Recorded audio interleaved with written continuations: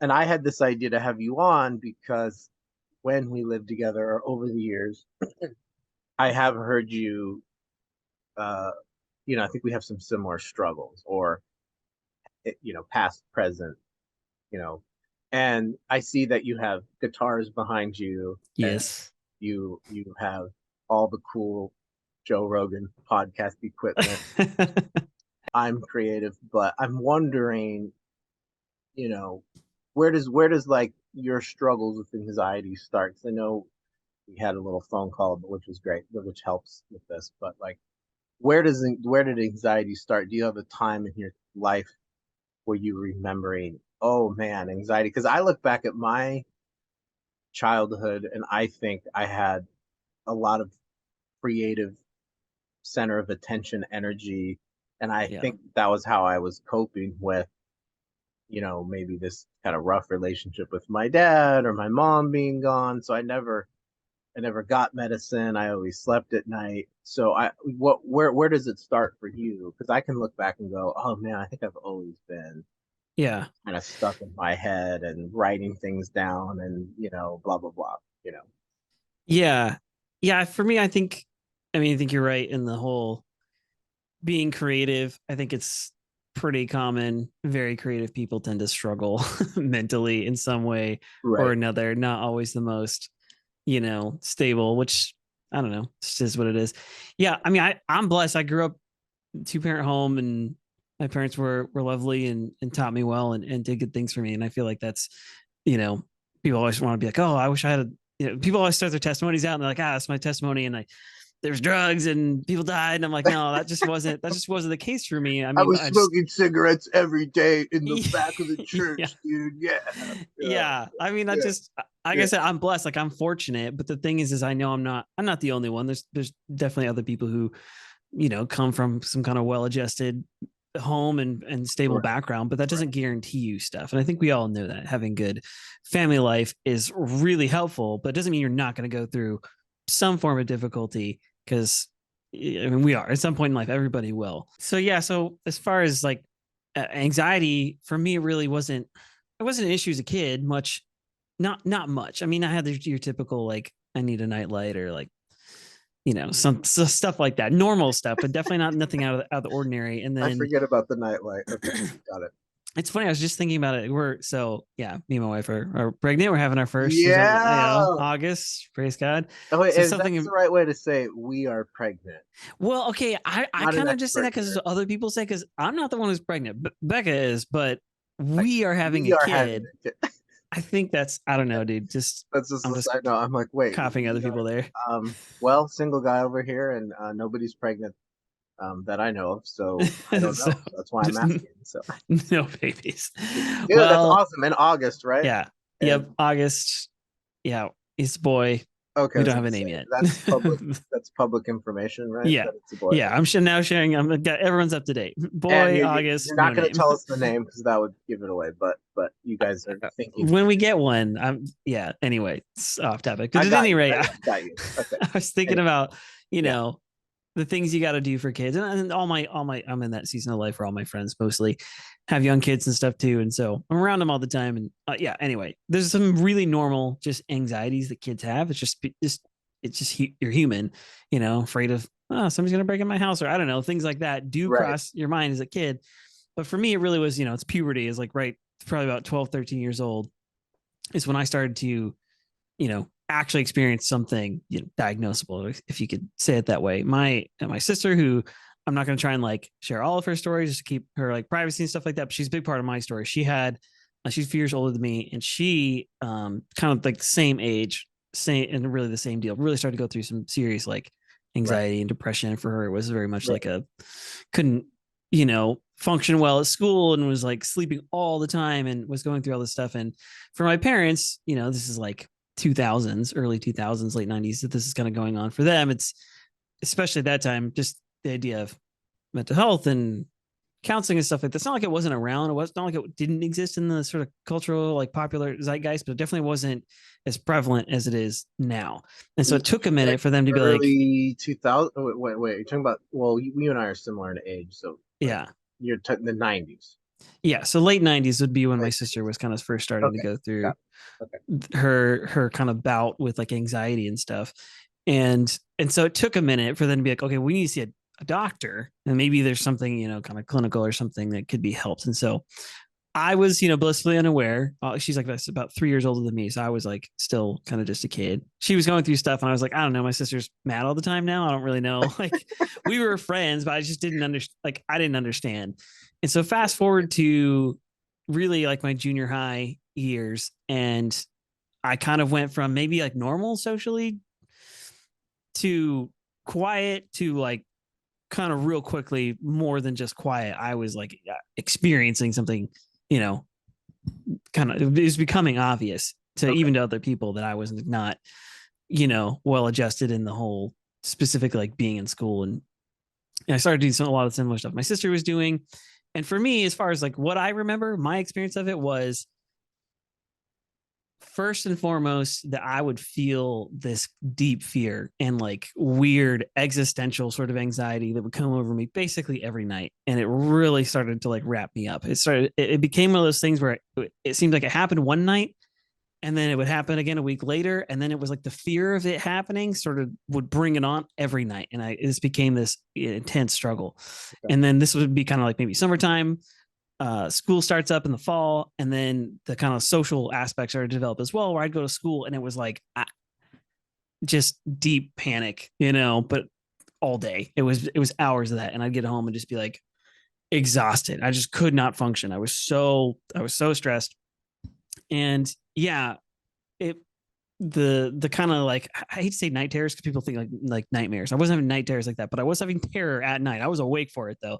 Okay. Yeah, yeah. That part That's rough. Yeah, yeah. yeah, that part was really the thing that became obvious to my parents, to my mom especially. She was like, okay, every night he's coming to me like, can you pray for me? And I don't know what's going on. And I just How like old are you again? You said I was probably about 13? probably 12, 12 12, ish, 13. 12 Okay. or 13, somewhere in this. Yeah. So like about seventh grade. And so yeah, I developed all these kind of weird fears and stuff. And one of them was sunsets. I know it sounds crazy, but I'm trying to be a little detailed there so people can get an idea. Like Okay. I was deeply Interesting. afraid of the sun going down. And like as soon as the sun started to set, I'd be like, we got to close all the blinds. I got to go in the basement. I got to just not see that because the sun setting was actually inducing this thing in my mind. Like, okay, that means it's nighttime. That means time to go to bed. Mm, And that means okay. that like fear and just that anxiety is just going to come over me again. And I just can't do that. I And so got I you. would try The everything. dread of night. The dread of night. Yes. Maybe you're a vampire. No, No, I'm just maybe. kidding. Just didn't know it this whole time. I got you. So, oh, interesting. Okay, so sunset connected to this sort of anticipation of like, oh, this is going to be a rough, whatever, Yeah. 5 hours or 3 hours or Yeah. okay, I And got sometimes all night, depending on the night. And just, you. Yeah, you just go through. And I tried everything I could on my own to like deal with it, which right. was all of like, oh, maybe I'll listen to music or something, or leave a TV on, or just do whatever I could. But yeah, so this is where I feel like maybe the creative mind part sort of comes into Okay. the story is Yeah, that yeah. I was always a really deep thinker, long even before this. I grew up watching like History Channel and Discovery Channel, and was always very Yeah. like artistic and pretty articulate. I could describe my feelings pretty well and could write pretty well, and just always had those kind of abilities naturally. And so, in a way, it felt like that ability was actually sort of haunting me because it was like I was having this anxiety, and my mind is sort of creating this whole world. And the best way I can describe this sort of empty feeling that would happen to me and did for years. I mean, this wasn't the only time it happened. This is when it started. Was that I was um sort of afraid of like existing. As crazy as it sounds. I know other people I've shared this before. And other people said, yeah, I've experienced this. But like where you look in a mirror and it's like you're out of your own body and you're like it's like there's somebody else there, but I would experience that without the mirror. I didn't need it. It was like I was existing in like all these kind of different places Okay. all at Afraid of once. existing. Yeah, I know it sounds Okay. weird, but I was like afraid of feeling afraid, and I was afraid of like Hmm. existence itself. And so I know it sounds crazy to describe it. That's always been difficult, but I know that when I do, like I said, I've shared this with other people and they said, yeah, they can relate in some way. And my sister in particular was the one person who's like, no, I know exactly what you're saying. I've experienced a lot of stuff. So Yeah. So the kind of short version of the story from there is I was going through that for a number of months. And once it kind of became clear to my mom that I was having similar issues that my sister had, she said, okay, let's go, let's go see a doctor. And we did. And they, do like a psych eval or something like that. And I just tell them, Right.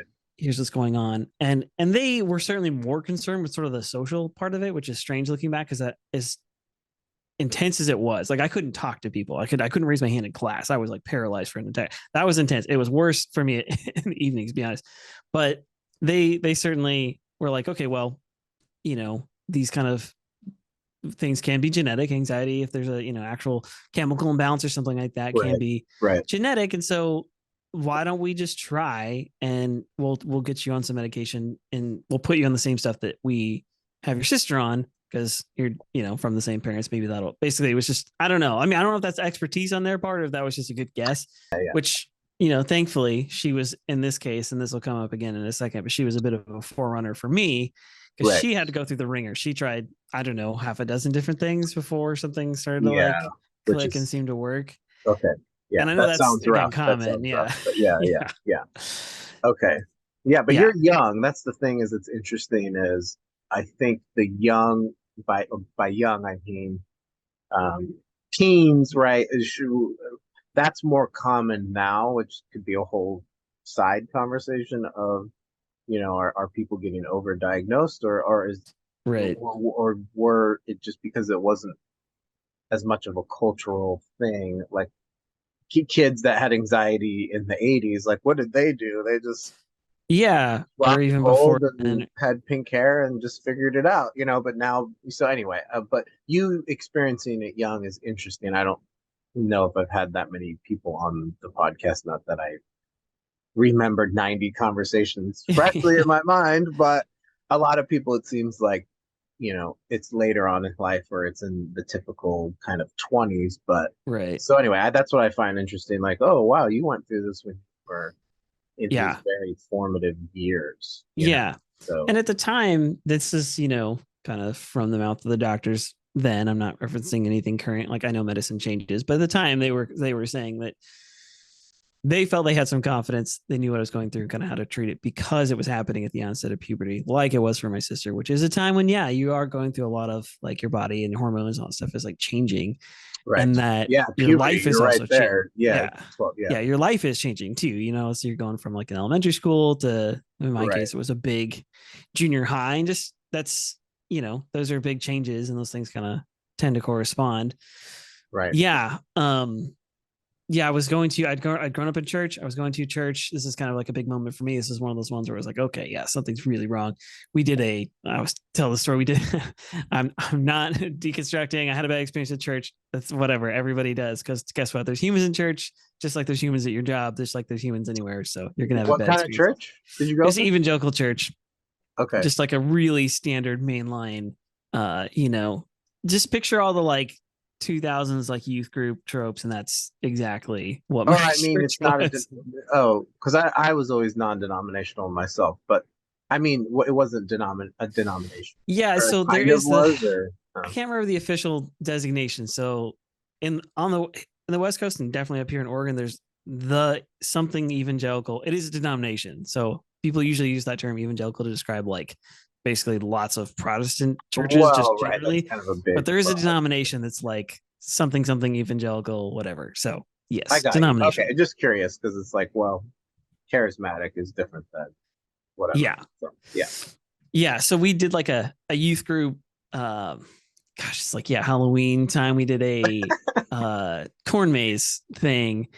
And man, this one was, yeah, intense. So I had experienced some of this. People always describe like panic attacks. My right. sister described them. I like legit didn't know what they were talking about. And to this day, I'm not always sure we're all talking about the same thing. But the way it happened to me, the few times it did, and this would be one of them, was I like it's like the blood from my face like left, and I was hyperventilating, not because I was like scared. It was like happening to me, not like I have a feeling and now this thing's coming on. It was like, no, it's happening to me. And like my Wow. hands were tingly. I'm like Hmm. hyperventilating. I felt like I was like weak in the leg. I could barely stand. And I was like literally tunnel vision, like the black on the side of your eyes type of thing. It was an experience. So that was kind of like the big moment where it was like, okay, we're taking you to a doctor like as soon as humanly possible. And so, like I said, they were, did like a psych eval, they did a blood test, and they said, okay, it looks like your serotonin levels are imbalanced. And like the whole thing I said with my sister, they said we can start you on Paxil was the drug I was on initially. Um, and they kind of did this like, well, ease you into it. It's like a half a pill type of tiny little thing. Okay, yeah, And yeah. then I was also taking one called oxazepam, which is I think it's addictive. As I remember them saying, like, hey, you can't take this forever. It's a sort of a temporary measure, but it'll like balance you out quicker. But It might it's be a benzo if it ends with um AM, which the yeah, benzos are like Klonopin or I think Xanax maybe. But anyway, I think that the those are more addicting in a general yeah, sense. Maybe that's the whole conversation. But that would make sense. got you. So you were taking two things. So you take a little bit of Yeah, to Bexel and something start. else. Okay, Yeah. to And start. so then Okay, they kind of eased me into that was just maybe like I want to say all of 6 weeks at the most. It was like pretty short term. And then eased into Paxil and then got right, into like whatever the full right. dose. So that was and to be frank, like this is one of the reasons I'm never going to be somebody who's just opposed outright to psychiatric drugs generally is because Yeah, for me it did work. As far as the social element, it really like just took care of it. Like I just didn't feel that way anymore. And I remember kind of maybe my first I had a health class at the end of the day. Now we're into like my freshman year of high school. okay. It's Um, a couple years and later. so Yeah, yeah, so it's kind of a whole like process of this stuff happening. right. And so yeah, I remember being in that health class and like every was at the end of the day, and every day, the end of that day was always so difficult for me. But once this stuff started to work for me, I remember the day where I thought, wow, I don't feel that like exhaustion and that like I can barely focus and I don't want to talk to you. I don't feel that anymore. Like that's actually lifted. And it did, it changed me in a lot of ways. I felt like, oh, well, maybe I can actually like talk to people. I mean, I had friends, like I had Right. friends that had Right. had kind of throughout the years. I just knew them because I knew them when I was younger.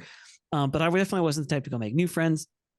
And suddenly I was like, oh, wow, this is like, something's really changing. And so this is an integral part of the story for me because it just was such a big event in my life. So around this same time, kind of post the church outing, I kind of neglected to mention this anxiety attack, this panic attack happened because we legit got jumped and like smacked in the head with corn and stuff like that. Me and a couple of my friends by some older guys in the youth group. And so I'd grown up in church. Here I was, Hmm. maybe 13, 14 at that time. That happened. And I was conscious enough and old enough to be like, well, I don't want to go there anymore. I don't want to do that. And because Right. subsequently we had a meeting with a pastor and a youth pastor, and his words to me, these kids, because one of them I think was his son maybe or something like that. I can't remember. He was like related to church leadership. They're like, well, they are the youth group, so basically they're not. There's no repercussions for them. Okay. And that was the Got it. difficult. So And they I saw got that was away like, with throwing corn at you. I mean, more than that, but yes, yeah. Yeah, So they or just, whatever. Yeah. like I said, they were like, I don't even know if they told them to tell us they were sorry. I think it was like like, oh well, they are sorry. I'm like, are they? I didn't say that to me. Anyway, so I had left Well, church of my own volition. I don't know. I right. mean, like, I think I still went on Sundays with my parents, but I didn't want to be there anymore. I didn't want to go, and I had this deal, I guess you could say, between me and God. And I was like, listen, if you're real, show me. I don't know. Send me somewhere. Send me somewhere else. Then, like, send me somewhere where I know that that's true and that's the case. And so Right. I had certainly had some encounters with God in a deep spiritual way in that church and in some like summer camp type of things. And I felt like I knew somewhere in there. I was like, I think I know this. I think I know this is real. I'm just not sure because the version that I experience in these kind of worship events and the way people behave now just seem Mhm. like they're so disparate. And so, yeah, fast forward, I end up on some medication. My anxiety stuff starts to clear, and I end up at a youth group. My sister, a different one. My sister had invited me again, being my little forerunner that she was. She's like, come Yeah. to this church, just give it a try. I tried a bunch of churches, didn't like any of it. And I, end up at this literally somebody's house. And there's a bunch of people. It's New Year's Eve. They're all like, hey, we're going to do, New Year's Eve party. And I'm thinking, oh, yeah, it's going to be like, I've been to youth group New Year's Eve parties before. So I know what this is about. So we Right. go, and it's not that. It's like, hey, we're gonna worship, and they turn on like a CD. There wasn't even like a worship team, and we're gonna, just pray and stuff and ring in the new year with worship and praise. And I was like, okay, this is weird. And people started like praying in tongues and doing stuff. I'm like, Mhm. The one thing okay. comments? No, yeah, but similar. One thing I've No, spent I'm like just kidding. 20 That's people only said a joke 20,000. for us IHOP people. No, no one knows. Okay, got it. Yeah, yeah. Yeah. So That's awesome. I got, that is the night I always say that I actually got saved, because at that moment, it's like the Holy Spirit, like God Right, actually spoke to me, and I said, okay, it wasn't anything. No one was preaching to me. No one was praying with me. No one was telling me to do this A, B, and C. I just felt the presence of God, knew that He was real, and that moment like radically changed my life. I was like, okay, I'm sold. I went to every church meeting I could. My entire high school career, I really became very serious about my faith, about the Bible, about just all that stuff. And yeah, so that kind of corresponds, because these two things happen like so close in time, and that I kind of got onto these anti-anxiety medicines, yeah, yeah. went to this new church, I made a bunch of new friends, and I feel Right, like that set this whole, very positive course in terms of my high school career, because I now had close friends who were also right, serious right. about Jesus, and you know that became like a big thing. Um, and then yeah, had So a you just a were short 15 when that happened? The 14. New Year's Eve? Okay, Yep. got you. Okay, yeah, Yep. that's awesome. Yeah, I don't think I knew that that was your uh, inception into the faith. You know, Yeah. No, it's yeah. convenient, because every New Year's I'm like, Lord, thank you for visiting me on New Year's Eve 2002. Yeah, I mean, I just grew up, you know, whatever, saying the prayer when I was 5 or 6, and then the worship thing reminds me of like camps. Like in Yes. Colorado, we'd go up to the mountain and have these like real intense, 3 or 4 days of like, and a lot of it was worship. But yeah, it's also interesting that you say like, um, nobody was preaching, and it's like, well, no, that's just the experience of God just happens through all these different things. Like it could be Yeah. worship, it could be talking, it could be, it could be anything really. So that's yeah, I didn't know that that's where that. Okay, and so then you're still on the medication, even though you have this kind of um, Yeah. theophany or Yeah. experience, whatever. Yeah, Yeah. Salvation experience, I guess. yeah. Yeah. And I stayed on through high school. Actually came off it accidentally. I unrelated had a collapsed lung, spontaneous. It's crazy, but happens apparently. Hmm. So yeah, I spent Because about of a the week. because of the No, medication, or oh no, no. totally unrelated. Literally, they call it a spontaneous pneumothorax. Again, it's just a basically skinny late teens young men are, for whatever reason, this is just a thing that happens. You get these little things that develop in your lung, and they'll pop, and if they pop, they can create a hole. Again, for no particular reason. So anyway, I feel like maybe I knew that, but yeah, it's been a while. it's a thing. It happened. Yeah. It's scary. My mom was like rushing me to the hospital, like, yeah, the whole 9 yards. The thing in the movies, where they like, oh, the doctors they like wheel you in on the gurney, and the doctors run. There's like 8 doctors, and they're taking your shirt off and jabbing you, stuff like that. They did that Yeah. to So me, it and hasn't then happened to me because I'm not skinny. yeah, correct. The heck?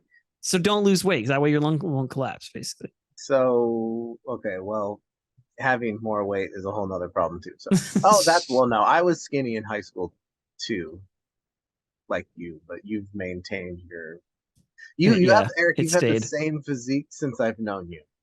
pretty much. Pretty Yeah, much. I mean, I don't know what I do way more. I the work a theory of like roofing job 20. now, so I weigh more, but Okay. not Well, that because the much. theory is like you got married 4 years ago almost, right? Yeah, almost. 2019. Yeah, I remember, wow, it's been almost 4 years. Jeez. yeah, But it's yeah. the theory of like, oh, well, my wife makes me pasta every day. Like all the guys like at the house of prayer that always got married, and they're like kind of were maybe a little overweight before, and then they're like, I gained 30 pounds because Yeah, my they wife like cooked. exploded. But Marriage you weight. Yeah. you you have just compliment to you and your health. You have Oh, well, not. thank you.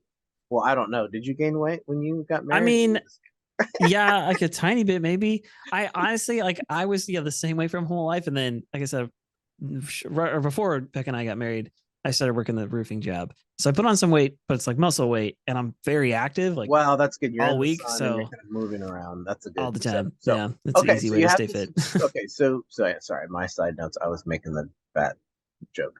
So, half of America is going to be obese in like 15 years, guys. So let's Oh, do the whole it's podcast. not already half. I I thought it'd be mean, more. something like that. I listen to the radio too much, dude. So plugged Apparently. into the Matrix way too much, man. So, um, So, okay, so you have this lung thing and you're still on the meds, but then you mean you accidentally got off of it because that happened. because that happened. So I end up in because it throws my whole schedule, and I didn't bring those things with me. My parents didn't think to bring Oh, them, so right. I Like, spent oh, give him his meds in the ER. right Oh, because I wow. spent a week Interesting. in recovery because they had to do like a surgery, and it's a big to do, and I was in a hospital bed that whole time, not thinking, oh, I wasn't taking my daily. It just didn't even occur to me. I wasn't even awake for the first, like, they do the surgery, and Right. that next And like how old are you again? 24 Like hours, 17, I was 18? like 16, I think, maybe at Oh, this oh point. no, it's earlier than that. Okay, got I it. think Okay. 16, 17, somewhere in there, late Okay. teens, mid-teens, something like that. I got Anyway, yes, so I came off on accident and didn't realize it for like a solid month afterwards. It's like I was going through a cabinet. It was like, I haven't taken this, but I didn't feel any different. And I thought, okay, that's interesting. Like, I haven't been taking this, but I actually do not feel like anything has really significantly changed for me. And so, yeah, I had a kind of a follow up, like a regular checkup, I think sometime again within maybe a few months of the lung thing. Okay. And this was my normal doctor, and she asked me about it. And I was like, hey, I actually haven't been taking this, but I didn't even notice for like a month. What say you? Like, is this okay? I just Right. still a teenager. I don't know. It's like, am I allowed to do that? And she's like, listen, if you don't need if you don't need to, then why do we have you on it? Like, let's, I'm approving this. Like, we'll remove the prescription or whatever. We're not going to have it filled. And you just stay up to date with us and just tell us how things are going. And so by this point, I developed a strong community, like you talked about. I had a lot of like friends in the faith. I had a lot going for me. And I thought, okay, yeah, no, we're good. Like, I'm just going to keep doing this. I feel Hmm. like I've matured and grown Interesting. in a way that I Okay. think I can maintain this, Yeah. and it would be better. And I think that everybody agrees that, you know, if possible, if we don't have to be on, on drugs, then don't. But the thing, it's not always possible. And sometimes it is the right solution. So I feel Right. like, again, like, I don't want to come down on the side of always drugs immediately. And I don't want to come down on the side of, Sure. Yeah. Yeah. no, this is the devil. You can't ever do that, because they do Yeah, work. well, also in my experience of doctors, because I did have a doctor that over medicated me, which sort of was the precursor to getting off the meds, right? Like, Right. and sure, but the fact that her answer was, you know, not that I'm an expert on, like, I've seen 100 doctors and they all give me the same answer, but Right. that's good on her that um her perspective was seems balanced. Like, oh, if you don't need it, like, let's take you off. Where I think if someone was a bad doctor in that situation, it could have gone the other way, where they Yeah. say, well, I'm getting a nice little bonus for this, man, Prescription. Yeah. trying to get a new Tesla, so I need you to stay on this one. But you know what I mean, like, kind of the Hmm. cynicism, or the kind of the fear, or the risk factor of, sure, the longer you're on something, the theory is that it's harder to get off of, or like, what if your anxiety was to get worse, but then maybe doctors aren't willing to just be like, hey, well, let's just see what you do without it, and maybe you actually will be okay. So that's interesting and good that she kind of was like, hey, I think you're Yeah. okay. Like, Yes. just kind of trust more in you as a person, that, like, maybe, you need some help, but it's with like therapy or something, Yeah. or whatever. Yeah. And I think this is probably true for a lot of um this is probably true for a lot of people, where the mental health issue, anxiety, depression, the more common ones especially, um, it may not be forever. You know what I mean? Right. We do go through seasons, and I think that, this is maybe a good point to kind of interject my Yeah. philosophy on all this, Sure. which is Yeah. that Yeah. we are, and I was explaining this, I think, when we talked on the phone, we're as humans, you're a body, you're a soul, you're a spirit, and those things aren't separate. They're all like together. You are one Right. person, but you certainly exist, in kind of these different ways. And when it comes to what we call mental health, that has a very physical attribution to it, and it should. And things like, drugs and physical exercise or whatever can have this effect on mental health. But really, a lot of the times we're actually talking about something's happening in the realm of like your soul. We're talking about Right. emotions and feelings and stuff that's going on in the heart. And then to extend it even further, in my case, looking back again with the anxiety, especially kind of the nighttime stuff, which we'll talk about that again in just a second, but that seems very much like a spiritual side of it. And so my point is that I think that, and this is my firm belief now, is that when we are trying to solve, what we are calling mental health, a lot of times we actually mean it. It's more than that. It's not just a physical thing. For It sure. is a spiritual thing. For sure. It is a soulish thing. Yes, exercise, take necessary medication, supplements. Also, go to church. Like Yeah. go to church. Do the spiritual stuff. Like get in the get in the Bible. Also, have good friends and quality friends, and have Right. your family around. Like all these things together, to me, are what allowed me to do my high school, which is still rough in its own way, but those years and the anxiety, all that stuff, it allowed me to go through that stuff and you know survive at the very least, and really get through it, and then come out on the other side not completely messed up, and not like, I don't know. I kind of what we were talking about with the doctor. So I just feel like there's a lot Yeah. of cases where it's like, hey, we need to treat this thing, and it we kind of jump to some extreme, and usually it's because we're not assessing the whole like big picture. And I feel like Yeah. very often it's, let's Yeah. get you on drugs, but the doctor might not ever say, you do need to exercise. No, you literally, like, you have to do cardio, you have to Right. sweat. And Yeah. guess what? Yeah. That sweat balances your hormones. And Yeah. you do need to take, B vitamins, because guess what? That helps your mood.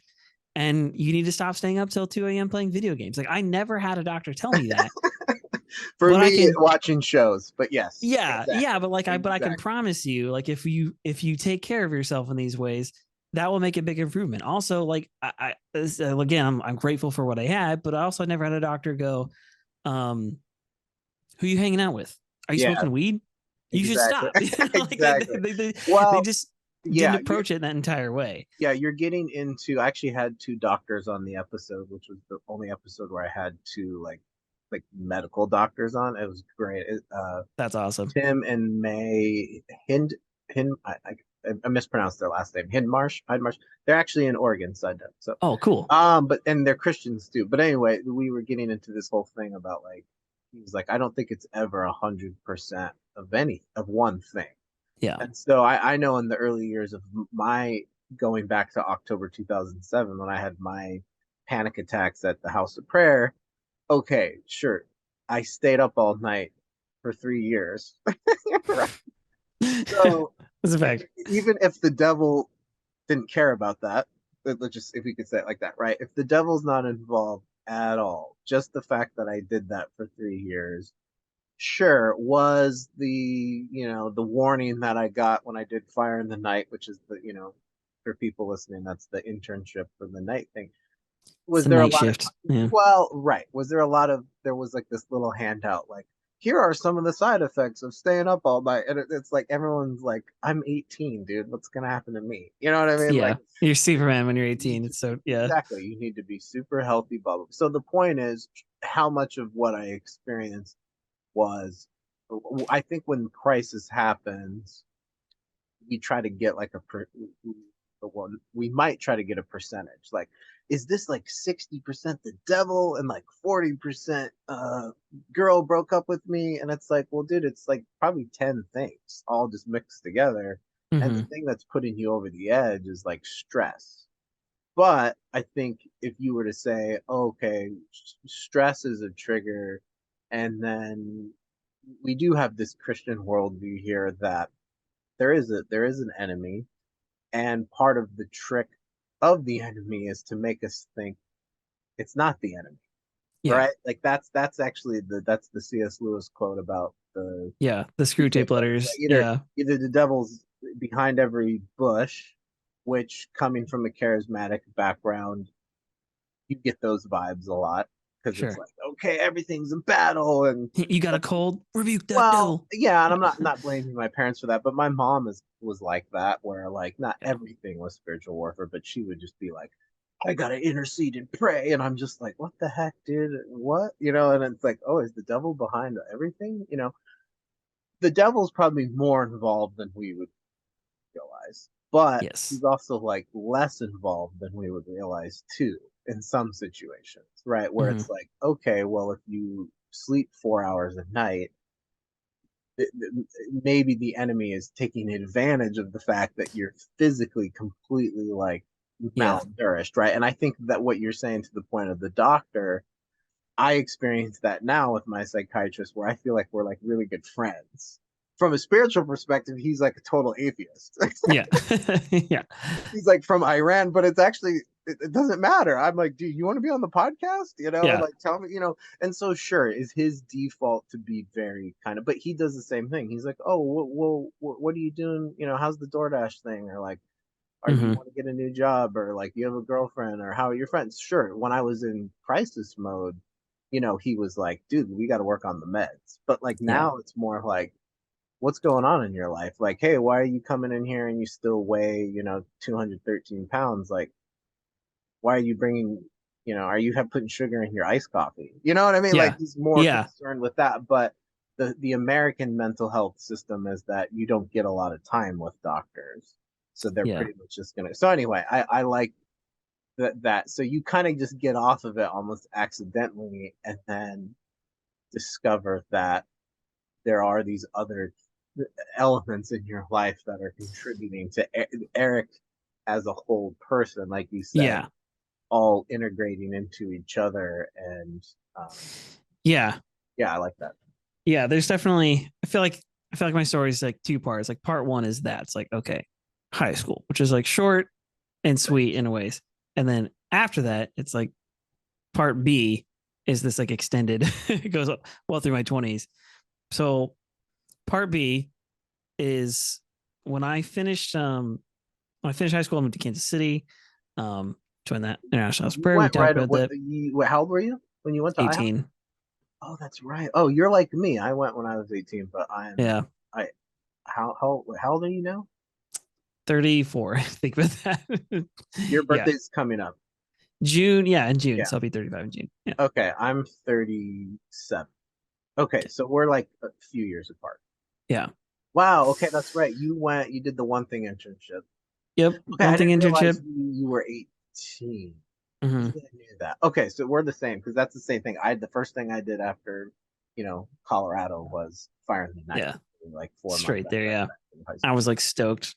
So you go to IHOP and that's a whole, Yeah. And that yeah, becomes, right. the story of my first half of my, young 20s and the first half of my 20s. And I spent a lot of time there. And obviously, yeah, during that whole bit, um, the social anxiety part really never made any significant comeback. Because like once I came off those meds and stuff, as far as like how I did in a social situation, I was pretty much always like, oh, I'm good.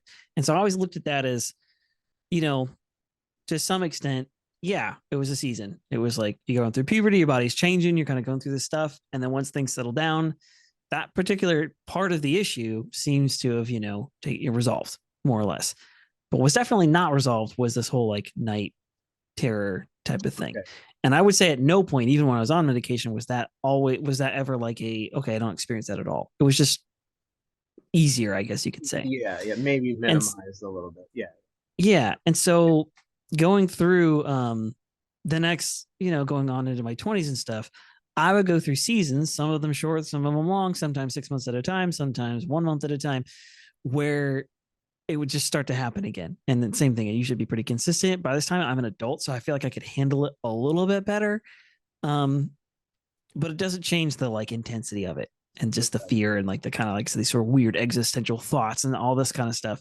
And I would go through these long stints, and it was always difficult because it's such a hard to articulate feeling, and there was no obvious answer to it, at least for me at the time. There was no obvious answer to it, and it seemed like whoever I shared this kind of stuff with never really like landed. Like, okay, I Right. understand. Here's how I can help as a friend or whatever. Like it was always like, oh, that's a weird problem. I'm like, I know, I don't know what to do about it. So why So are people so dismissive?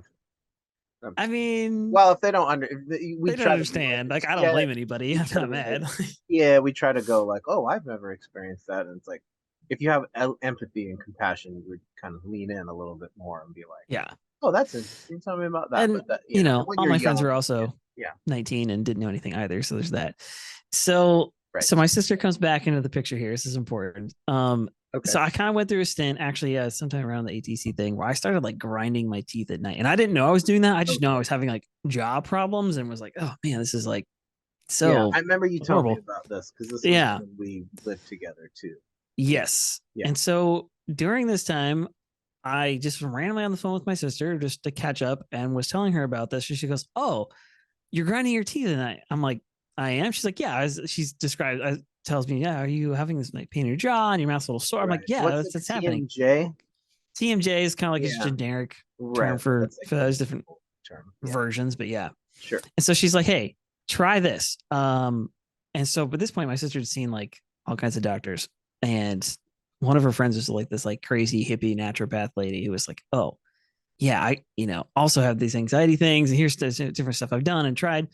And so my sister is the first one to be like, hey, you know, you do need to take care of your body and taking Right. some supplements and taking some natural stuff on top of exercise, sleep, all these things like that can really help. And so for her to kind of jump in there actually started to make a big difference because I started to realize like, oh yeah, it's not just medication or not medication. It's how do I take care of myself? Okay, so this kind of introduces sort of Right. this next like season where I started to go, okay, I'm going to try and eat a little bit better. I'm going to try and get sleep. I'm going to try and take care of this TMJ thing. She said, hey, try valerian root. It's a very lightweight kind of Oh, right. natural Yeah. muscle relaxer. I've heard of that. And she said, make sure you take B vitamins. They're good for you. That'll help you with this stuff. GABA root is another one that I've usually they've I taken. think I've heard of that Again, kind of too. a Yeah. Yeah. natural sort of anti-anxiety. Right. Fish oil is a big one. All of these things are really just good for kind of your brain, your mental health and stuff in general. And I remember being like, oh wow, and that legitimately made a big difference.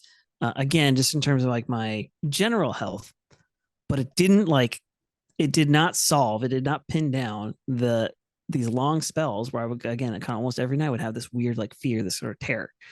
And now I'm like kind of in my mid 20s or almost probably 20, 23, somewhere in there. And I'd gone to church my whole life. I've said this part before, but Mike Bickle gets up and preaches a sermon on spiritual warfare. And this is a sermon that by any standard, I had definitely heard before. And that if you've ever been to like a charismatic church, you've heard some version of this. And this is the example, very much exists in the charismatic Pentecostal version of Christianity, which is that, listen, like Right. you actually, spiritual warfare is the thing you can actually do. And Mike being, a Bible guy, obviously is like, hey, the way we do this is with the word of God. And so he gives this again, looking back, I would think is a very basic sermon on spiritual warfare, but for Right. some Right. reason, this one actually hit me. He was like, Okay. his analogy was this. He says, listen, when you feel like an undue like panic or something like that, yeah, sometimes we get afraid of stuff, but it comes on suddenly and for no reason. That very well may be, so you're not possessed by a demon, but that's the devil. The Bible describes the devil as a roaring lion. He goes around seeking whom he may devour. And, there's a lot the Bible has to say about spiritual warfare and the spiritual element to this. And he says, when you experience that, that may well be something spiritual, something demonic going on. But guess what? You have authority. And here's how it works. You, as a believer, are sort of like a police officer. When you go out and you see this is a very old school example, but a police officer, if a traffic light goes down, a police officer can go stand out in the middle of the road and start directing traffic, right? He Right. tells this car to stop, tells this car to go. Okay, now you stop, now you go, and he's doing it with his hands. The thing is that cop is just a cop. Like any car could just run him over. Why is it that when he holds his hand out like this, the cars stop? Well, because the cop has a badge, and the badge Right. represents authority, right? It Yeah. represents the state. It represents the military and the government and the different, money system. And it represents like he's out there with his badge that represents all that authority. And so all he has to do is hold out his hand, and okay, I got to stop here. And so that was the analogy. He said, as believers, that's where we're at. Is it with Jesus is that you use the word of God and the name of Jesus as the badge, and you can tell all the forces of hell to stop, not because you're powerful, but because you are now wielding the authority that's been vested in you, in this case by God, Right. by Jesus as being a follower. And so he said that, and I thought, next time this happens, next time I have this weird terrorist empty feeling, I'm just gonna try this and try to do exactly what he said. He quoted James. He says, James says to submit to God, resist the devil, and he will flee from you. Right? It's kind of this little hate to come up with formulas, but that's the idea Right. is that you want Little to. little bit of an order of operations kind of thing. Sure. And Yeah, so yeah, the yeah. prescription was thank God for the gifts for peace and for forgiveness and all this stuff. And then rebuke the devil. And remember Mike saying, you got to do this out loud. You can't do this in your head. Do it with your mouth. Say it out loud. Right. Tell the devil to go. And then, ask God for peace. Pray for, like he kind of had this little deal. He's like, and then quote scripture out loud. Pick a couple of these verses, write them Yeah. down somewhere, memorize them, and wield these verses like the badge. And so I started to do that. And I remember him saying this, he said, do it consistently, like stay with it. And I just took him up on it. I said, okay, I've been having this issue for years. Nothing seems to solve this. And I can't predict when these seasons are going to come and go. But I do know that it is like, if I was honest with myself, always a life controlling issue. Because once it would start to kind of happen, it would become an every night type of thing. And I would go for long periods of time where I did not function well. My relationship where I had like all the rest of the stuff in my life would start to, you can almost track it perfectly. Like, was I not doing well with my friends or not calling my parents and Right. not Yeah, showing up to my yeah, job on time? Like yeah. you can almost always track it back to that was a season that I was also going through this night terror anxiety stuff. And I just never had a solution for it. So I decided to do it. It didn't take long because I was pretty much kind of already having an issue at the time. And I was like, all right, I'm going to start doing this. And I would just get that feeling. And then I would sit up out of my bed. If I had to open my Bible, I would. And I would say, spirit of fear, spirit of anxiety, in Jesus' name, go. You don't have any authority here. I'm flashing the badge of authority, saying, in Jesus' name, you have to leave. And I would go, thank you, Jesus, for peace that you've given me. And I just submit myself to you. I want to obey you and I want to resist the devil. And I Yeah. just would do it. And Yeah. here's the thing is whether or not I felt like it was going to work, because when you trust me, you try this, especially if you've never done it before, you will feel silly, especially when you hear it from charismatic mom or something, like you're going to feel like a dork and you're going to be like, this doesn't work. Right. I guarantee you everybody, because I've shared this with other people since, and everybody has that initial reaction of like, it seems so like dorky. I'm telling you, this of all the things that helped and worked for me is all the things that had the biggest impact on my life and experience anxiety. This was the one that actually worked. Yeah. This is the one. It was consistently opening up the Bible, submitting to God, saying, Jesus, thank you for forgiveness and for salvation and for peace, and saying, devil, you don't have any permission to be here anymore. Mine was Timothy. I said, I would say it out loud. I said, Jesus has not given me a spirit of fear, but that of peace and love and soundness of mind. Ephesians, I think it's Ephesians 5, right? Be renewed in the spirit of your mind. I would say, Jesus, come renew my mind. Because my mind is, I'm anxious. I'm feeling all this stuff. And I would say, devil, you got to go. You have to leave. Yeah. And I would, like I said, I would just do it whether or not I felt anything and whether or not it seemed like it was going to work. And I cannot tell you the number of times that within 10 minutes, the feeling would lift and I could just go to sleep. I mean, that happened not every time, not instantly. Sometimes it was an hour. Sometimes it was like, I'm not sure if I really fully came down, but I would go to sleep. But the number of times that worked in this kind of short period of time it sold me. I was like, no, I think this is something really here. The spiritual warfare element is not something I've ever considered as like a part of this broad, mental health deal. And so I would pray with Bruce. He's lived with us, one of my best friends. Yeah. He was a good sport. He was also a night owl, so he stayed up late, and I'd always be like, I'm feeling this. I gotta go. I go knock on his door, Yo, can you pray with me? Like, yeah. So I'd pray with other people. I'd do it out loud, and I did this really consistently for, a couple of years for sure. And after, gosh, it's hard to quantify because this is another one of those things where I kept doing it every time I felt it. Sometimes even if I didn't, I would just pray these things out loud. And I started to go from, I feel like a dork to like, I think this kind of works to, no, I'm confident that I have authority over whatever spiritual stuff is happening here. And that is actually having a big impact on my mental health. And I got to tell this stuff to go. And I remember I was in New York by this time. This is like years into this thing, maybe about 3 years later. After the Mike Bickle sermon, I remember waking up one morning and thinking to myself, I actually can't remember the last time I felt that anxiety, that like fear, that like gripping, horrible feeling. Wow. Yeah. And fast forward to now, and I'm confident, like I can say this with some, measure of confidence. Like I know that I did something in a spiritual realm that has had essentially a permanent effect. And the intervening years, I'm in my 30s now, so now nearly a decade later, even after that, I don't experience it. Not I experience it very rarely that I will feel that any kind of anxiety or that kind of fear. And the second I do, I know exactly what to do. It's always short lived. It's always a no. This is a familiar thing. I know what to do here, and I know I have that authority, and I know I can flash that badge, and that spiritual, demonic stuff has to Yeah. leave. And I feel like if I'm again just I'm trying to oversell this because this really is it for me. Yeah. That's the biggest impact of any spiritual discipline, bigger than any medication that I took, Right. bigger than any physical thing that I changed, or even positive stuff in like my relationships. The thing that actually solved it was I realized that yes, I was trying to take care of the physical part and I was trying to take care of the social, emotional part, but the spiritual part I had neglected. And when I started to do that as well, that's when I had a breakthrough Right. that was lasting. And now I have a life of peace. Now I have a life where I felt my wife always comes out, you go to sleep so fast. I never did that before. It would take me ages. It would take That's an hour to awesome. go to sleep every night. I Yeah. I know that is the fruit Right. of God's work in my life, the fruit of the Holy Spirit, but really it's because I decided to cooperate with him. I decided to cooperate with the grace of God, cooperate with, the instructions laid out in scripture. And Right. I decided to just go, it doesn't matter how I feel. I ignore my emotions here. I'm going to take a hold. I'm going to take authority over my own mind and take authority over this spiritual realm the way God told me to. And it works. That's what I know. Yeah.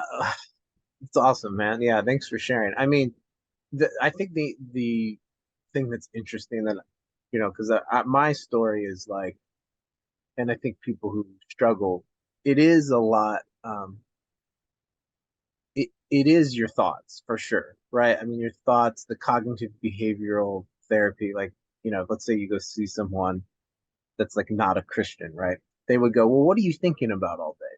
And you go, dude, I'm like, I think I'm kind of like, you know, whatever. If you were to say those things out loud, like, oh man, I feel like I kind of suck at this. I don't know, I'm worried about money. And like a lot of it could be legit, but if you were to say those things out loud, the person would go, well, do you think those things are true? And you would go, well, yeah. And then if you heard yourself say that, you're like, are you really a piece of crap? Like, is your self Right. really like so bad? And sure, when someone's suicidal, it, the assumption would be that there's like a lot of self-hatred involved in that. Like that would be the extreme if you were to let the self-hatred thoughts exist in your mind for a certain amount of time. You could get your place to where you're suicidal, and at the end of the day, all of that stuff's not true. It's not true, and how you feel is the thing that's dominating your state. Yeah. So if you're not a Christian and then you follow people on Instagram who are therapists, everyone's saying the thing that's in scripture. They're just saying it differently without Yeah. Bible language. They're saying, yeah, you need to get a hold of your mind. And I think sometimes if a mental illness is a chemical imbalance, which I have a lot of interesting thoughts or newer thoughts about this now. If it's so sometimes the message is, well, it's not your fault because it's your brain it's broken, Mm-hmm. or you're just broken as a person. Yeah. So then there's no taking responsibility for your illness, because it's like, well, don't shame people and say, we just celebrated World Bipolar Day on March 30th, and I'm like, I don't know if I'm actually bipolar according to some of this stuff. So anyway, the point is, there's some extremes, because if there's no responsibility because I have this disorder, Mm-hmm. if that makes sense, right? It's really tricky. Yeah. It's like I don't want to go around and talk about symptoms and reduce stigma by just being like, well, I'm bipolar and I can still live a great life. I Yeah. don't necessarily want to do that. I want to like live for God, like for Mm-hmm. the kingdom. And part of that's going to be like doing a lot of work, like Yeah. on my mind. And so even when you're sharing your story, there's a part of me, like the cynical part of me, it's like, oh yeah, I've heard that before though, dude. Like, oh, good for you. Good. Well, Eric's got it figured out. He's got a great life in Portland now, but what about me? Uh-huh. Uh-huh. And I think that just comes from me having to be honest with myself and go, oh, am I actually doing that? Am I actually working on my thoughts, or do I let a lot of time? Because it's the loop is actually, it is spiritual, but it's also natural. Like if you think anxious thoughts on Monday and you just wake up, you know, Tuesday, and your mind starts waking up, right? When you get out of bed and you're like, Mhm. guarantee you after like an hour, you're gonna start thinking about the stuff you just thought about on Monday. Like a little bit of nuance because it's a new day and you might have new things that you're doing. Like, oh, I'm kind of worried about meeting up with this person. But literally, if you just let your mind just do its thing, you're gonna the loop is there from like the past. Yeah. And I don't think people believe that you know the hope. The like, well, what advice do you give to people? It's like, well, things can change. You can change. Mhm. Your body can change. Like you can lose weight. You can get in shape. Is it going to be a lot of freaking work? Yeah, because when was the last time you worked out? You know, Yeah. but it's the same thing with your mind. When was the last time you actually looked in the mirror and said something true about yourself out Yeah. loud? Out loud. That's freaking Yeah. weird, right? Like, Yes. oh, I'm ugly. Like, no, are you really? Well, I mean, compared to so and so, whatever. But like, I'm loved by God, or I can have like good relationships or healthy relationships, or all these things that are true. So anyway, you're talking Yeah. about stuff that is very like practical. Like, I mean, the question would be, well, what are you doing now? Why do you sleep well at night, right? Or where's your anxiety now? It's not just, oh, I got off meds. It's also like, now I'm. You said it when we talked on the phone. Like now I've built a fortress, right? You said, Yeah. or right, or you said the thing about it takes time to get where you're at, which is what I'm saying. Like, oh, Yes. your mind has just been in like a loop for like years, Yeah. maybe, I mean months. Don't get hopeless about that, but that is a hopeless thought. If there's no, work on you and you're just like, well, this is just the way it is. Mhm. And people call that acceptance. They just go, just Yeah. accept your thing. And I'm like, I'm just, look, the whole point of this podcast is just to just tell you what I think. And I'm like, I think some of this stuff is wrong. You know I what I mean? agree. I think that the permanence of mental illness, like that sucks. Like, well, don't, anyway. And that's like Jesus went around and healed Yeah. everybody, And every disease, even though it wasn't called bipolar then. I mean, you think the guy running out of the cave, like cutting himself, that sounds pretty like schizophrenia. yeah. So well, can't we tap into some of that power now? It's not prosperity gospel stuff where it's like, well, everything's going to be awesome all the time. But so anyway, I know I'm just commenting on what you're saying. It's mixed in with Yeah. these other, things that I'm kind of working through myself. Yeah. Well, I mean, I kind of forgotten that I'd said that to you. You reminded me of this idea Yeah, because I heard this from someone else, but this is true, I think, with addiction and different things in life. But uh, you get out of it the same way you got in, which is one day at a time. And right, you win a exactly. war one battle at a time, firing one bullet at a time, doing one maneuver at a time. And I feel like this idea, the phrase, even spiritual warfare, at least in my case, is accurate because when you're at war, you get some victories and you get some losses. You get some setbacks, but then you make some progress. Right. And when you're at war with your own thoughts and your own mental health and stuff, that's gonna be a part of it. And the other thing about wars is they tend to take a while. It doesn't happen in 2 months. Anytime I've ever said to someone else, like, hey, try this, pray through this, let's do some spiritual warfare, say this out loud, use the Right. scriptures. Yeah. I always tell them, don't judge it. Don't evaluate a week from now, and definitely don't evaluate by the end of tonight. You're going to try this one time, feel like a dork, and then forget about it, or maybe 5 times. I Right. always tell Yeah. them, don't do that. Carry on, like take this thing on and try for 6 months. Try for a year. Hmm. Try being consistent with this because it's the same thing. We made the exercise analogy earlier. It's really adequate. Right. If I'm just like, hey, you need to lose some weight, try going on a run. You go on a run tonight, you're gonna feel like crap. Like you probably, if you've Yeah. never run ever, hey, go hit the gym real hard. Well, guess what? You're gonna be super sore tomorrow because you never work out, and you're gonna be like, this doesn't work. I didn't get the freaking muscles. Nobody really. I mean, people do give up after one night at the gym, but I'm saying nobody gives up after one night at the gym and thinks, oh well, exercise just doesn't work. Oh, that doesn't give me big muscles. You Right. know that it does, but you know Yeah. that it takes time, and you have to Yeah. carry on, and it takes your will.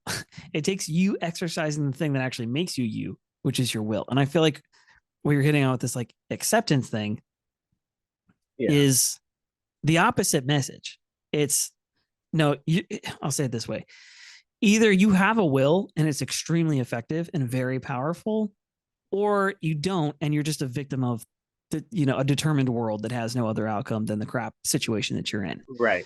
Yeah. Yeah. And Yeah. and it really can't be. It's got to be one or the other. And in my mind, I think it's obvious because everybody knows somebody, or has at least heard a story of somebody who was in a bad situation that might have been labeled as your victim. It's not going to get any better, or whatever. And they decided to do something about it, and they use their will. And again, it's a consistency. They do it over time. They do it Right. consistently. They do it day after day. And then that yields a different result that people were like, oh, you overcame that somehow?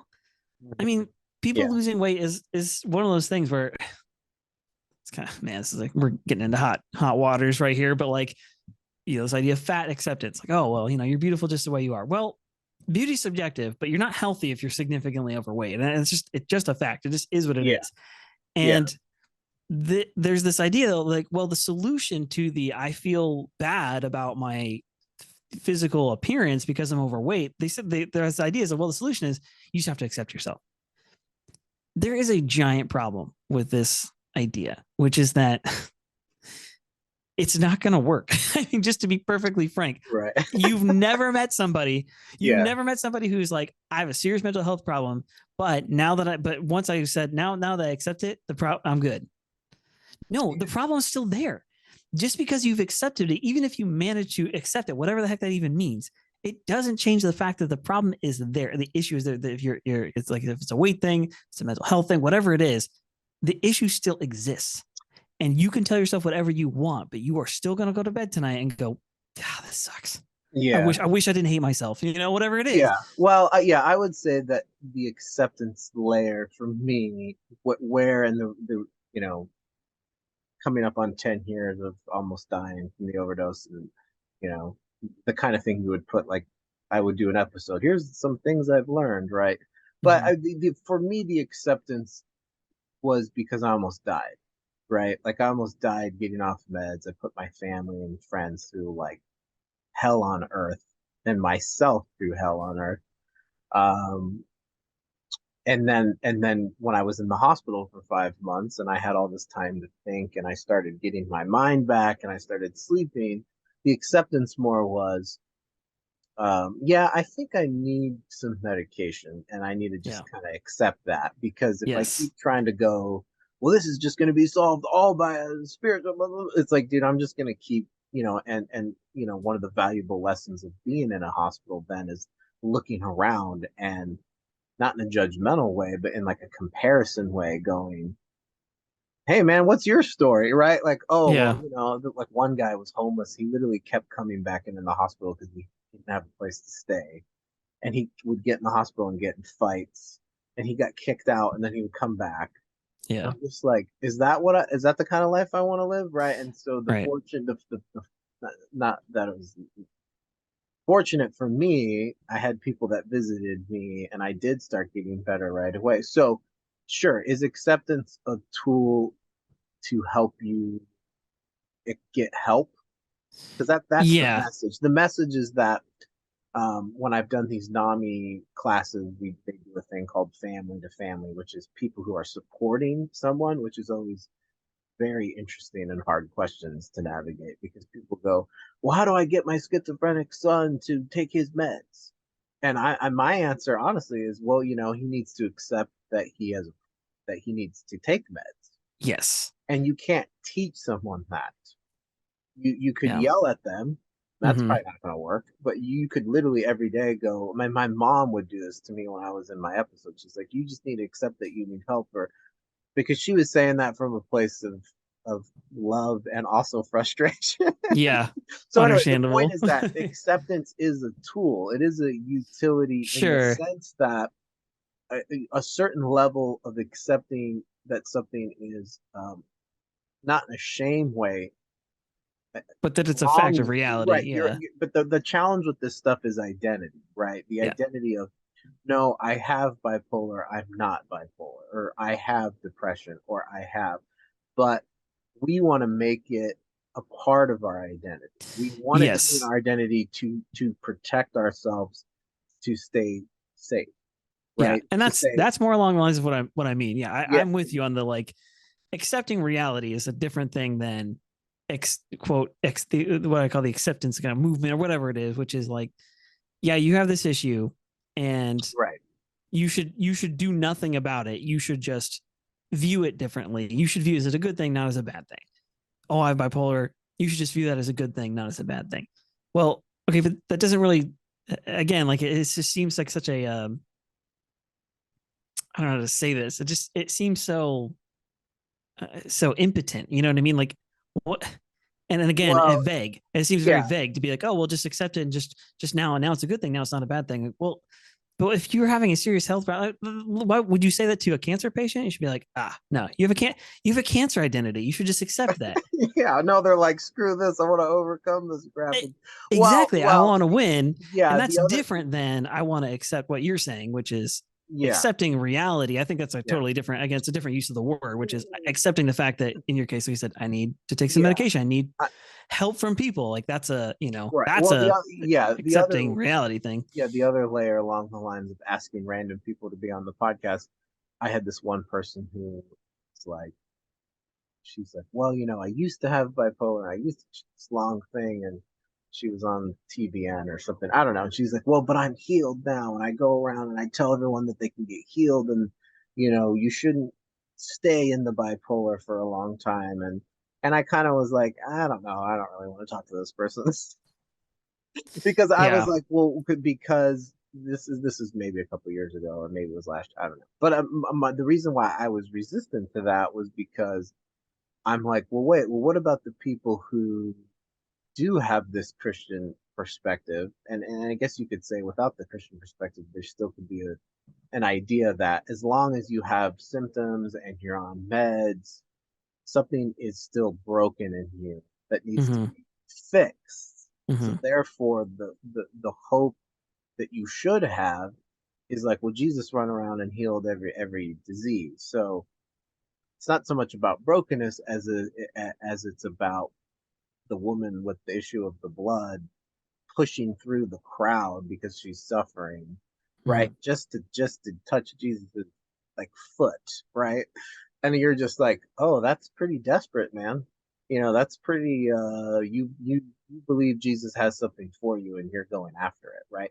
So the people who are suffering with these things that are like, I've had this for 20 years. I've had this since I was a kid. I'm 40 years old and I'm living in my mom's basement because I'm on 10 medications. Yeah. That person needs to um you need to get out of the freaking basement, dude, and go like find God, right? Yeah. Like that's the message. And so I think the resistance to that is um it's a little bit complicated because it's like, well, what if you do ask God to heal you? And then it doesn't happen. But to your Yeah. point, if someone had cancer, I think our instinct as kingdom people would be, let's not just jump to acceptance. Like, let's Yeah. actually pray. Like, let's actually Yeah. ask. And I think where people are at is they feel like they've tried that. They've tried that, and they're go, well, I'm still stuck. And Yeah. so I'm interested in. I'm actually not interested. Probably unpopular opinion here. I'm actually not interested in reducing stigma. Yeah. I think that is way overrated, dude. Yeah. Like way overdone. Like no Yeah. one. The reason why people are struggling, sure, do they need to talk about stuff with close friends? Back to the community thing, they do, and they probably don't have good supportive people in their life. So sure, just saying stuff out loud, like I'm depressed or I had a bad day, without people judging you. we judge all the time, whether Yeah. we try not to, you know. Yeah. But we No, do need well, relationships where we can anyway, do and that. it Yeah. gets into all this other things of like, no, I'm interested in like getting better and Yes. like being better, and actually, not that there's like, it, not that it's a problem to be solved, although it does seem like it's a problem according to statistics, right? Especially also with COVID in the last 3 years, like how many people are suicidal, and anyway, so that's I'm kind of just sharing stuff that I've fully shared on here, but on Yeah. Eric's podcast. So, No, but I think you're onto it there. yeah, Yeah. yeah. So I like what you're saying because it's like I think people can find hope in that, like. And what's interesting, not everybody understands the House of Prayer, but it's like, when we were there and we were young, I'm sure we had this thought like, yeah, well, Mike Bickle's been doing this for whatever, 50 years, Yeah. right? And our instinct probably was, oh, yeah, I mean, do I really need to do it that long? The resistance, our jadedness came from, why is everyone just saying the same thing like over and over again? Like, dude, you get something new, man. Like get a Right. new message, right? And it's Hmm. just because they were, not that they're perfect people, but right, the Dave Slikers and the Stuart Reeves and the people we looked up to Yeah. were The long term. older Yeah. than us, even if it was by like 5 years. And they're saying it probably took them, Mike Bickle did what, 20 years of just dry prayer meetings at his church, those stories that he used to tell about like we never had music. It was three Hmm. times a day made his staff Yep. people come and pray with no music. Like what Yeah. the Which heck? seems insane to us now. Yeah. Right. So when we see that he's up there going, hey, do your 10 chapters a day, do your power of a focused life, we're just like, dude, what the heck, man? You gonna talk about something else, or are you Yeah. gonna move on? And it's like, oh well, no, we haven't really. I just got here 3 months ago. Hmm. And so anyway, that's another thing. It's like that's why I think the House of Cards was hard, because it was like you just were doing a lot of the same stuff and not always feeling Yeah. it. But what you're saying is that the fruit of you deciding to do that years ago, now you're in your 30s, Yeah. like, oh, I'm really glad that I did that. Yeah. Yeah. And like, Not everybody listening understands IHOP, but I mean we yeah. understand that. So Yeah. yeah, Yeah. The like I said, the consistency thing is just, I don't know, consistent action is something I'm on a personal level. And it's something you'll find right. in, like, you ever see like motivational or like business coaches, or like, I don't know, there's a whole sphere on the internet, of course. Oh, It's for all sure, yeah. like, or you're like maybe Gary V types or whatever. And the thing Oh is yeah, that Gary V. I love Gary V. that idea though, this consistent action thing is a game changer. Again, just okay, so go to a business analogy here. You want to grow your YouTube channel. Well, guess what? If you only work on it sporadically here and there, you're only going to post a video like twice a year, maybe, and it's going to be really hard to get traction and turn that into like a business or a career or something like that. It is. It's just that is the truth. But if you consistently show up every Monday at this time, you edit it this time, and then you post this video, guess what? You're going to get better. You're going to post more videos. You're going to grow. It seems like an obvious thing in that analogy, in terms of, like you said, starting a business, or I want to be good at basketball. Right. You're gonna have to show up to the gym. Yeah, You're gonna have to do the drills, and you can't do it once or twice, and you can't just do it for like 3 months. Like right. you have to do it much longer and much longer. So for me right now, Well, I've the been a guitar 10,000 hours thing, right? ten Not thousand one hours. of those, the extra thing. Yeah, Yeah, I've been a guitar player for my whole life, but I've not been like a really good like solo like shred. I can't just like really fully express myself on guitar. So right, right. about, I guess, 9 months ago now, I was like, no, I got to do this. I got to take consistent action. And so I now do it every single day. I have these routines I go through. And you know what? After a month of doing it, I had improved a little bit. But now 10 months later, I'm like a different player. I've played guitar for 15 years before that.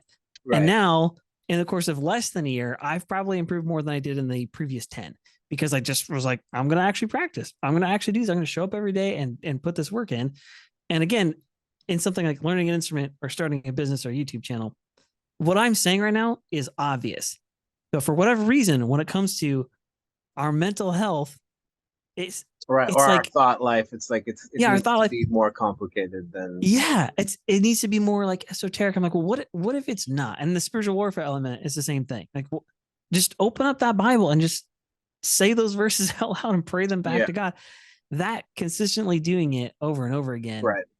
You mentioned the stigma thing earlier. I always think of this like, okay, what is stigma if not just the opinion of other people? Okay, what's easier to change the opinion of everybody else out there, your family and people on the internet, Right. and somebody at your school or your job, Yeah. to change all their opinion, not just their opinions, but to change the way that they treat you and the things that you got to change everything about all of them, or you got to take one day at a time and change a little bit about you.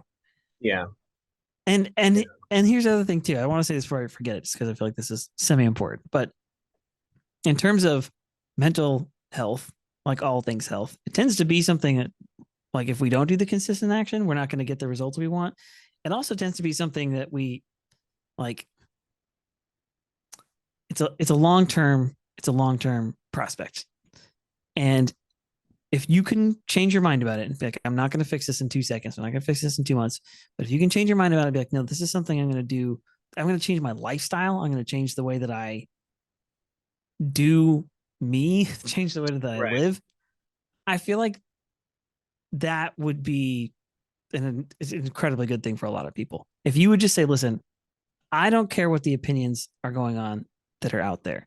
What I do care about is that I can make an effort today. I can do something practical today. And if I do it, there's going to be a reward in the future. And maybe the reward never comes that you're 100% better from everything and all, like at least in your lifetime. I mean, as a believer, as a Christian, I do believe like we die and are resurrected into perfect bodies. All the issues are 100% solved at some point.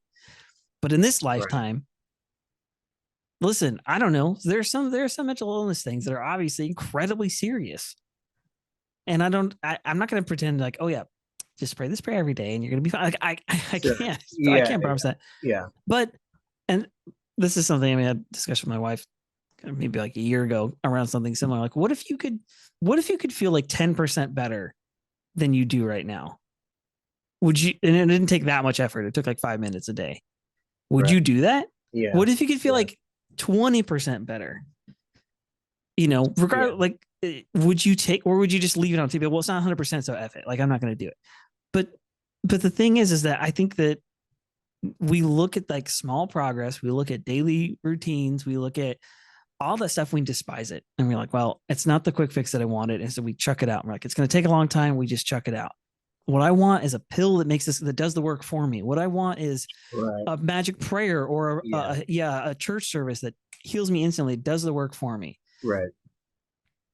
You see what I'm saying? Like, I'm trying to like pitch it like, Yeah. what is Yeah. reality? Can I change everyone else's opinion or can I change me a tiny bit? Yeah. Like, Well, yeah, it's everything that not that you don't need to hire a life coach or get a therapist. I think those things could be helpful if you're willing to take action. That's what a lot of it's going to end with. Like, okay, well, what are you going to do now? Right. I mean, you wouldn't just go to a therapist and have 20 sessions where you just keep saying, I'm sad, I'm anxious. And the therapist is just like, okay, well, we'll see you next week.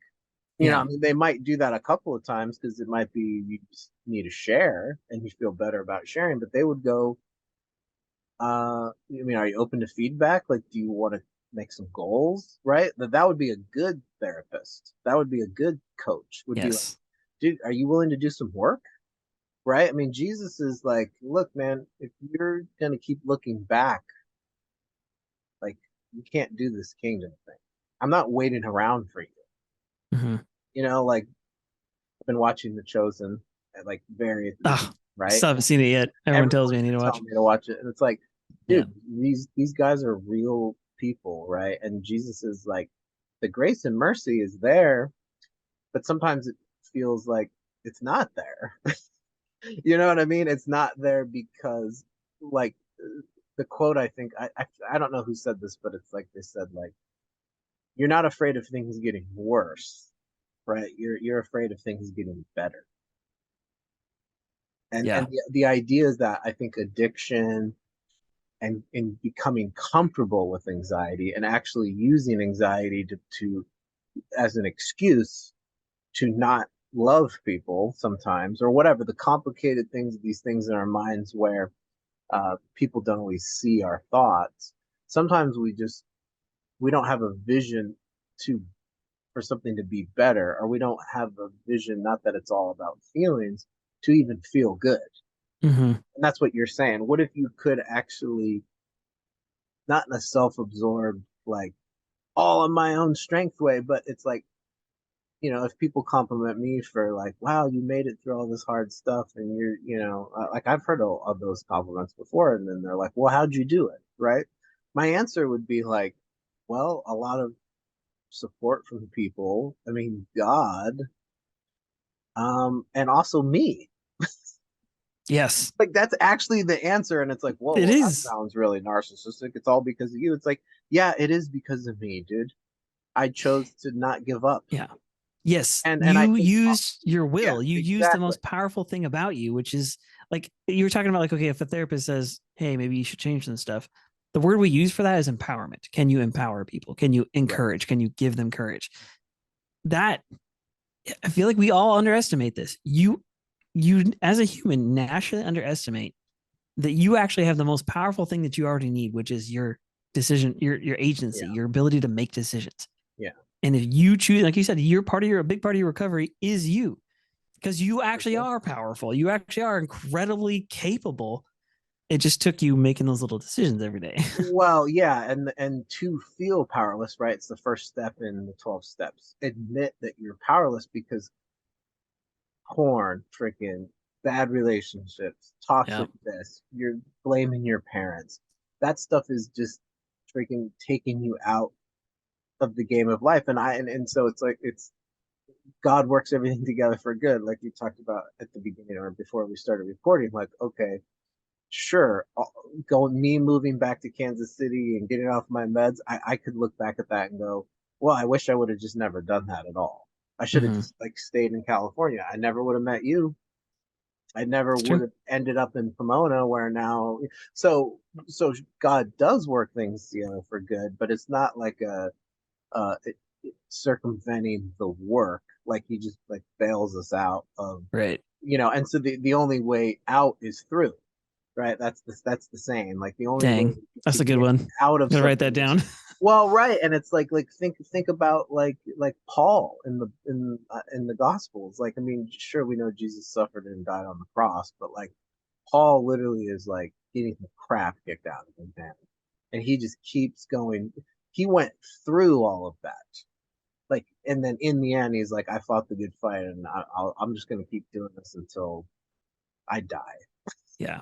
We're just like, dude, are you okay? Like, are you serious? Are you all right? Like, you just got flogged, not once, but like 5 Multiple times. times. Yeah. Because of what? Because of love, because of the gospel. So sometimes the medicine conversation is like, no, dude, people are stronger than you realize. You don't need to bail them out of their suffering. It's complicated because someone's not sleeping or suicidal. We want Yeah. them to stay alive, but um, we are way stronger than we realize. If the opportunity was to, it's like, well, what did people do when they didn't have medicine? They just freaking figured it out. Yeah. So anyway, that's a whole Yep. nother talking. Anyway, but dude, uh, uh, uh, anyway, yeah, I want to get better. I want to be better. And like I like what you're saying. It's like, I think sometimes people don't have a vision for that. That's the other thing. That's the other layer of the, like, you don't want it to get worse, because we think that that's what really will make us change, is like the rock bottom thing, right? Which is real, but it's like, it's not always rock bottom. It's like, what if you could believe that you have, it's like when you're single and you don't think you could get married, right? And Yeah. then you get married and you're like, oh, this is awesome. Yeah. So, but dude, okay, bro, we've been talking forever, which is Yeah. awesome. Okay, all right, well, let's kind of try to wrap up here. Okay. We could keep going. We literally have just done like an hour and a half. So this is like a Joe Rogan Yeah, dude. kind of thing, man. I love Full it. length. The podcast, Well, my unrelated podcast goes for a long time too. So I'm Yeah, used to well, it. I'm like I kind of end a lot with you know, my closing question, which I feel like you've kind of already said, but maybe you have some nuance, which is like, yeah, what advice do you give to, I know when I was in my kind of episode 3 years ago, I was like, I was listening to like Man Search for Meaning on Audible and like Uh-huh. just, I was listening to like mental health stuff to get some hope, right? Like, Yeah. so sure, someone could be doing great right now and they're like, this is awesome. Or they could be like the person that how we're talking about ourselves. Like they could be in a struggle.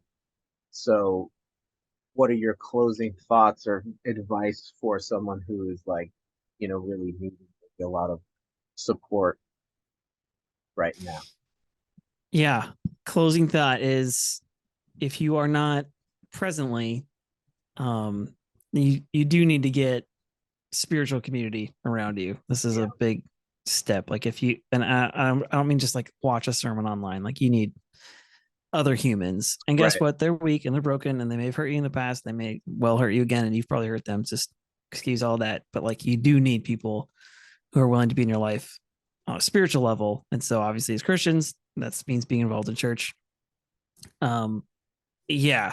I mean, it's kind of sum up all the stuff we've already said, which is you don't underestimate one little step every day. You get out of it the same way. You got to do it one little step every day. right, And the second part is um spiritual the spiritual warfare part is something that you need to consider more than you have. I mean, I would say that just universal blanket. You need to consider the fact that there is an enemy out there. There is spiritual forces at work. right, They right, do oppress and they do, stuff.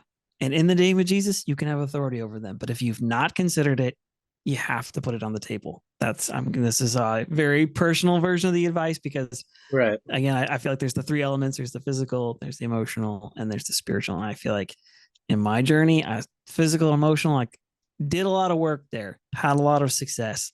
The breakthrough came when I realized that my issue wasn't only physical and only spiritual, or sorry, only physical and only emotional, but that it was also spiritual. And I think that is the case for all of us. So, dude, I yeah. love it, man. Okay.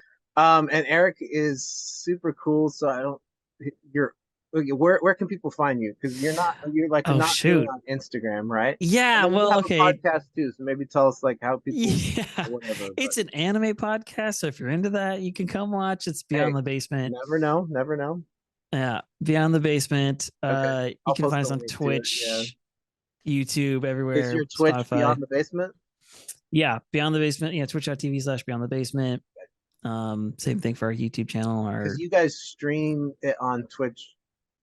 That's Yes, you we record live it. stream it, but it is a podcast. Yeah, you can go listen to the recorded episodes Okay, on. cool. That's cool. Yeah, it's mostly been Attack on Titan. And now we're getting anime. I can't believe this. Attack on Titan is the main show we've done, but we've done some other shows and stuff. We just go through every episode in like great Okay. detail and talk I about have it. So, never gotten into anime. I'm a big movie show person, as you know. yo, But I I have I talked have about to with some take the of my opportunity. friends. But yeah. You gotta give Attack on Titan a try. Just watch like 2 or 3 episodes. Okay. I'm It's open to it's that. it All is a right. non as a non-anime person. This show took me from a I don't watch anime at all to no, I'm really into this. And I started a podcast on it. Attack on Titan. That's where you gotta go. Okay. Dude, bro, thank you for doing this, man. I mean, Absolutely. I know the last time I saw you was like almost a couple years ago. And Gotta I fix that. deleted my Facebook, then I got back on, and then I was like, I miss Eric, man. Well, what triggered it was I did an episode with my friend Benji, and I called it Oh like yeah. best brothers, and I've known him since like 2013, and then I was thinking I should just get some old friends, but also I know the anxiety thing was part of your story, so that's what triggered it. And then I'm always like thinking of people. Most people are willing to be on a podcast, so. But dude, I appreciate you sharing your story and your experiences, and um, it's a chance for me to just hang out with you too. Yeah, dude. Absolutely. I This is love a doing it. I nice love you, selfish Jay. reason, and I need to come to Oregon as soon as possible. Yeah. Maybe Wait for the one weather to get year. good and then come. What'd you say?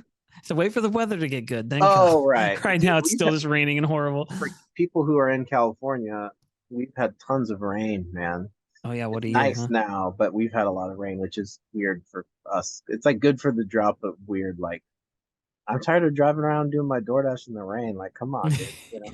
But it's just we're spoiled. Now it's like beautiful sunny, and so I don't know if you guys have had weird weather. I Mm. mean, not really. It's just rainy and cold here, like it always is. So, All right, man. Well, dude, send my say hi to your wife for me. I'm I super will. excited. What's the due date? August. August 15th, I think, is today. Dude, right in the So, middle of the month, man. yep. All right, man.